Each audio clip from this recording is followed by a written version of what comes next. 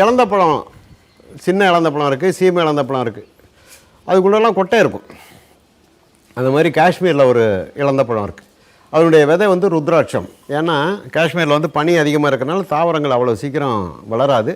காஷ்மீர்னால் நான் சொல்ல இமயமலையை சொல்லலை, அந்த சறுக்கில் வந்து ரொம்ப அபூர்வமான மரங்களில் இந்த பழமுள்ள மரமும் ஒன்று. அதனுடைய விதை அது இங்கே கிடைக்காத பொருளுங்கிறதுனால அதை வந்து கழுத்தில் போட்டுக்கிட்டால் நல்லது, கையில் கட்டிக்கிட்டால் நல்லது அப்படின்னு சொல்லி அதுக்கு ருத்ராட்சம் அப்படின்னு சொல்லி ஒரு பேரை சொல்லிவிடுவாங்க. இதில் என்ன இப்போ கமர்ஷியலாக வரவன் என்ன பண்ணிட்டான்னு கேட்டிங்கன்னா, ஒரு முகம், 2 முகம், 3 முகம், 4 முகம், 5 முகம், 6 முகம் அப்படின்னு சொல்லி பிரிச்சுட்டாங்க. உங்களுக்கு கொய்யாப்பழத்தில் பார்த்திங்கன்னா வெள்ளை ராசி, சிகப்பு ராசின்னு 2 இருக்குது. ஒவ்வொரு பழங்கள்லேயுமே அது மாதிரி இருக்குது. நிறையா பழங்களில் ராசி இருக்குது. அது மாதிரி இந்த ஒரு முகங்கிறது அது ஒரு மரம், அவ்வளோதான். இல்லைன்னா அந்த கருவில் ஏதாவது ஒரு விபத்து ஏற்பட்டு அந்த 2ஆக பிரியது 1 இருக்கும், 1 வந்து 3 இருக்கும். இப்போ ருத்ராட்சம் வாங்கி கட்டினவங்கலாம் இன்னும் ஆஸ்பத்திரி போகாமையோ டாக்டர்கிட்ட போகாமையோ எல்லா வளங்களும் விட்டு அப்படியே அமைதியாக உட்காந்துடல. அவங்களும் வேலைக்கு போய் சம்பாதிக்கிறாங்க, சீக்கு வந்தால் டாக்டர்கிட்ட தான் போகிறாங்க. என்கிட்ட ருத்ராட்சம் இருக்குது, நான் இதை வந்து உடம்புல தேய்ச்சிக்கிறேன், சரியாக போய்டுன்னு சொல்லி யாரும் இது பண்ணல.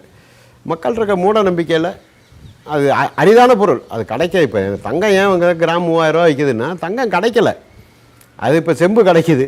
இப்போ செம்பு கிடைக்கல, தங்கம் நிறையா கிடைக்குன்னா தங்கம் விலை இறங்கி போய்டும், செம்பு விலை ஏறி போய்டும். இது மாதிரி உங்களுக்கு டிமாண்ட், மார்க்கெட்டில் இருக்க டிமாண்ட் வந்து அந்த விதைக்கு வந்து உற்பத்தி கம்மி, மார்க்கெட்டிங்கில் டிமாண்ட் அதிகம். டிமாண்டு பண்ணது இந்த பக்தர்கள் பண்ண வேலை. கழுத்தில் போட்டுக்கின்னு நடிகர்கள் கூட சொன்னாங்க, உத்ராட்சோட்டையை கழுத்தில் போட்டுக்கின்னு அந்த ரஜினி சொன்னார்னு சொல்லிட்டு எல்லா பையங்களும் போட்டுட்டு அலைஞ்சதெல்லாம் ஒரு காலம் இருந்தது 86, 85.